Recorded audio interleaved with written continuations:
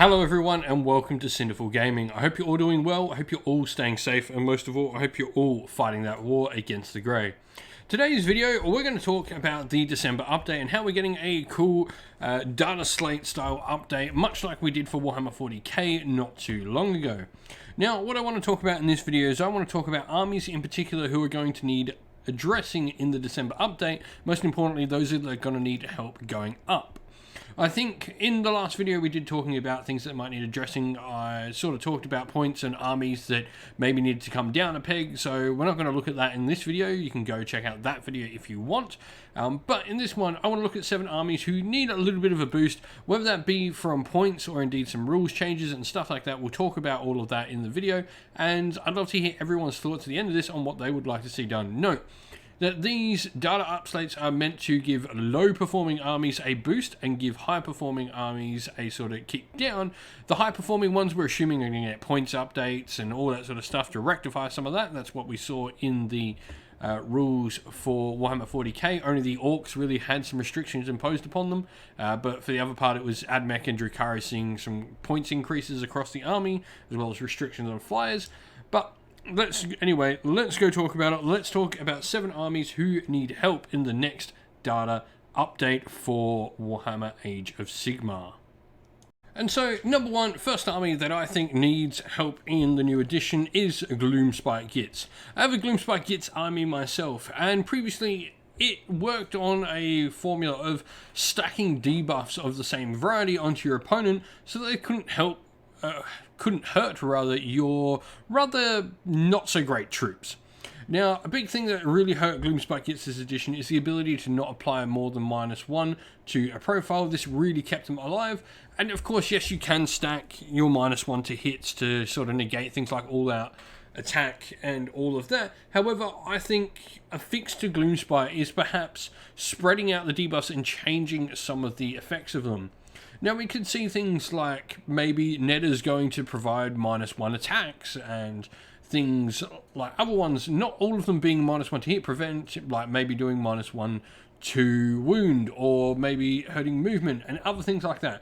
I think giving the Gloomspite Gitz a wider pool of debuffs to pull from would definitely go a great deal to helping them. Of course, points changes are needed in there as well, but that beside the point, I think providing some update to their debuffing abilities and sort of just changing some around a little bit and giving them more access of a wider pool of debuffing abilities will not only continue to keep the theme of Gloomspite Gitz and what the army does, but also just allow them to compete more in the game in general.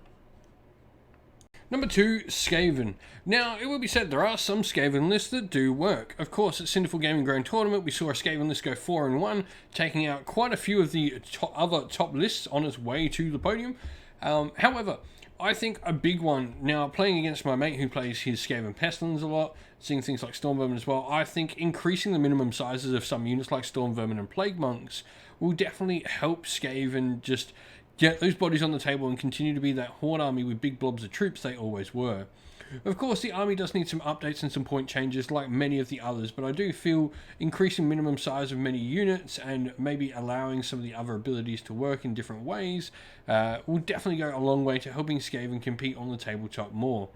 Maybe we can increase the unit size of giant rats back up to 10. I mean, I know they come in 6s in the box, but you get plenty in other kits. Maybe just make a giant rat kit and a rat ogre kit that's separate so you can have different unit sizes, but that beside the point, I think, yeah, increasing minimum unit sizes will go a long way to helping Skaven just get more bodies and be a slightly better army on the table. Number 3, the Hedonites of Slaanesh. Now, I think the first thing here would be coalition units being able to benefit from the Allegiance abilities would go a long way to helping. It would also make some more interesting builds within the Slaanesh army. I think they're one of the only Chaos Gods that really doesn't benefit from a lot of the Allegiance abilities when you bring in things like Beasts of Chaos and Slave to Darkness into their Allegiance. They don't get access to a lot of stuff, so I think maybe giving that exploding 6 to hit on some coalition units makes some really interesting armies. I mean, all of a sudden, Slaanesh Beasts of Chaos become a really interesting prospect with exploding hits with their large unit sizes and stuff like that. But for me, I think the biggest change to Slaanesh, they are an army that's going to need changes to points more than any other. They are drastically overcosted at the moment. I think really just hurting from the ability of their summoning. It's not always guaranteed. There's a lot more things in the game that will just kill units outright nowadays, so they're not getting as much depravity. And in general, the army just overpays for that summoning ability. It's maybe suffering from the sins of its past a little bit. And so I feel dramatic points changes in allowing coalition units to benefit from Allegiance abilities, maybe just giving them the Hedonites a Slaanesh keyword when they join in this coalition would go a long way to helping Slaanesh. Number 4, Nighthaunt. Now, one thing I think that's interesting with Nighthaunt is they definitely got hurt by the ability of reinforcements. Chain Rasp no longer being able to be in units of 40 definitely hurt them. Now, it's interesting because GW have shown in the 40k data slate they're willing to make changes to the core rules and just army-specific restrictions and abilities and bonuses based on specific armies. You see the changes to the Orc buggies and stuff like that. I think it could be interesting if Nighthaunt were allowed extra reinforcements, or rather allowed to reinforce a Chain Rasp unit once without having to pay one of their reinforcement slots. This means that you could either have 10 Chain Rasps or 20 Chain Rasps and it wouldn't use a reinforcement slot, but it would in that case, meaning you can still only reinforce twice, so you could go up to that 40 number for your Chain Rasps again and many of your units. It could definitely be something they could work into the army. On top of that, I would like to see an Alegiance ability that's less of a slot machine. Their whole attack when they charge thing maybe changes to something like they get to roll a dice for every model in the unit and do mortals or something like that. Even the Ogre charge with like the Nighthaunt stab or something like that, or they gain mortal wounds on the charge or something.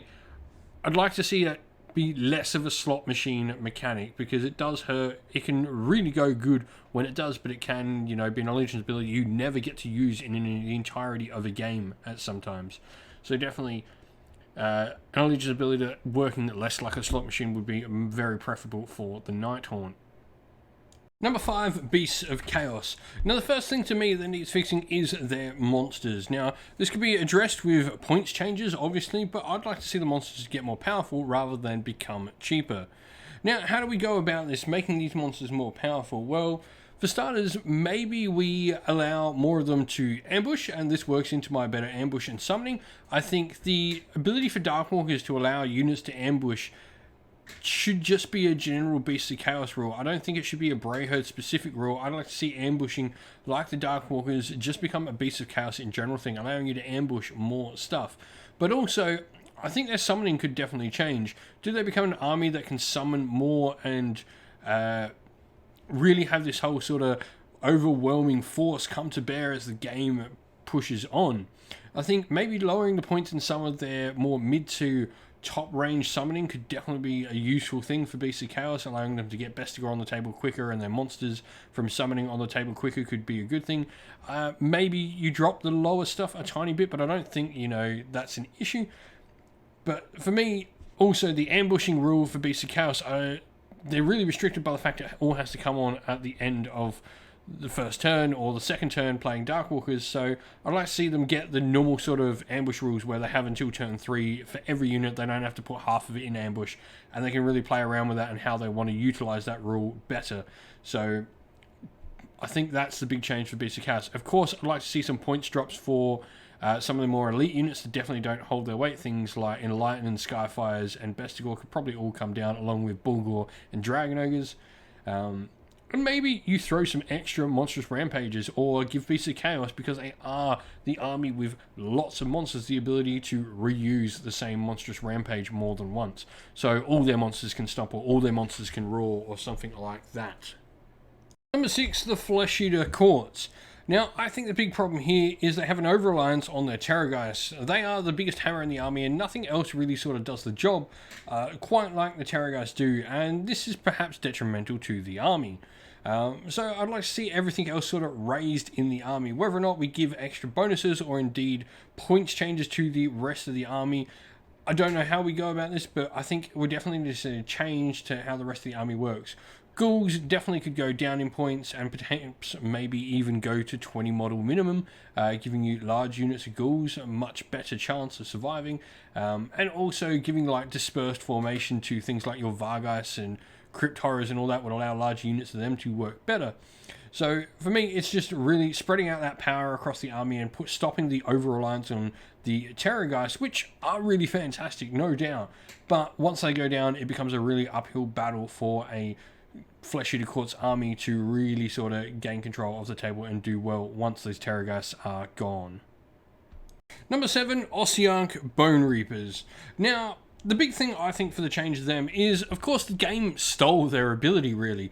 They had the Relentless Discipline points, and the game sort of took that and made an army-wide thing. There's more command points for every army. Of course, Ossiarch Bonreapers still have that, and have their own cool command abilities, but I do think they maybe just need to get given access to the generic ones as well that they can use with Relentless Discipline points. I think give them access to all that defense and all that attack and all those abilities should be their thing. Like, I know the argument for it is, well, they get their own thing, but their own thing sort of became everyone's thing now, and there's more command points, more abilities, and all that sort of stuff. So why not let them have more, which has always been their thing? So I think Ossiarch Bonreapers changes to the generic command abilities, giving them access to it is definitely a good way forward. Now with that, that is my suggestion for some armies. Of course, there's probably much more that needs to happen to a lot of these armies than just what I suggested. However, we've seen with the 40k update that it is going to be slight changes. You're not going to see a giant amount of changes for each army, but if you could add some changes to each army, let us know in the comments below. And if I've missed your faction that you would like to see an update for, let us know in the comments below. This is by no means a finite list of armies that need help. These are just 7 that I thought of myself. So let us know in the comments below what you think, what armies you'd like to see brought up, and what armies you'd like to see brought down. Well, that's the end of the video. We hope you enjoyed it. If you did, please don't forget to leave a like and subscribe to the channel if you haven't already. And also, drop us a comment in the video and let us know what you enjoyed about it as well. If you'd like to come chat more with me and other members of our fine community here at Sinful Gaming, you can do so by following the link in the description of the video to our Discord server. You can come chat with me and other members. Lastly, if you'd like to help support the channel in another way, you can do so either by joining Patreon or YouTube members linked in the video's description, or by getting some merch from Teespring, also linked in the video's description. We'd like to give a shout out to everyone who helps support the channel on Patreon and YouTube members, so a special shout out to our Patreons: Christian Weir, James Soren, Chaos Spawn, AJC, Kenny Lowell, Alvarin Shot First, Andrew Bowen, Nathan Fee, The Rising Ape, Cure Dynamic, Agu, Anthony B, Adina226, Anton Nielsen, JJ Austrian, and Average Wargamer. And a shout out to our YouTube members as well: Greenroots Gaming, Kenton Young, Steve T, The Real Zeal, Chris Wallace, Turai12, Vinny, Lock Lorick, The Johnny84, David Ellsworth, Revenar, and Wolfric Nick. Lastly, a special thanks to Lady Witchfox Art, who does the amazing artwork you see on the channel. Everything here is done by her. She does an amazing job, so thank you very much. And lastly, a special shout out to Xmorphic, who does all the background work on the Discord server, keeps it running smoothly and makes it amazing, because I am terrible with computers. So thank you, Xmorphic, as well. That's it for today though, folks. Stay safe everyone, stay well, and most of all, keep fighting that war against the Grey. Ciao for now.